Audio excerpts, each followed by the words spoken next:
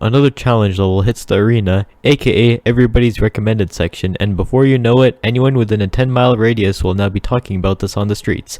And I'm down to talk about anything other than the Silent Circles drama right now because that's weeks overdue, and instead of claiming free views talking about Silent Circles, I'd rather claim slightly less free views not talking about Silent Circles because I'm sick of it, and the last time I did that, I was back in my childhood days when I was asking my parents to download Facebook just to be first place in Subway Surfers, and all I did was talk over unedited footages and call it a day.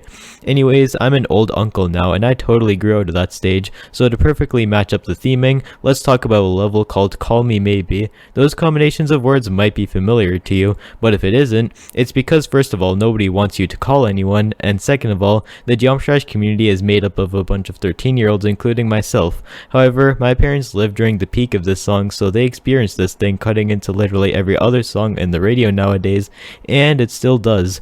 But here's the problem, children don't listen to the radio unless it's a quick drive after school, so what other platform can we use to pass down this treasure into our newer generation? Let's put this song into a Jump Trash level. Let's dive into this thing. First of all, the pre-drop looks like Iced Cave's son made it, and I do not like it at all. However, it gets a lot better at the drop. The duel is actually pretty good. With such an intense song in the background, you would expect the creator to over-experiment with it and create UTG3 all over again, but this actually looks organized and enjoyable, with some exceptions of course. Also, by the way, the level extends the baby text and the part is very obnoxious. However, I'm too tired to fuss about it right now, so if you get what you get, then you don't get upset. The level quality seemed like it was finally rising, but unfortunately it has a swing copter in it. It's basically impossible to create good out of the swing copter, so it would have been better if this just wasn't here.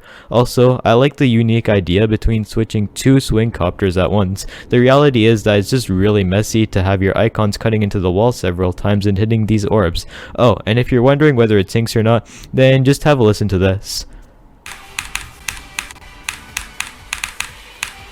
After that beast is done, we're greeted with this 9 circles inspired ship, but the gameplay actually seems unique and fits the rest of the level. I mean, it must feel satisfying to hold your mouse for half a second before going back to climbing a bunch of orbs and repeating the cycle till the ending, which is a seemingly free robot and a checkpoint ending. Anyways, I think everyone learned something important today, and it's that if Lorik Favorcraft doesn't pull through as a YouTuber, he always has the second option of being a singer.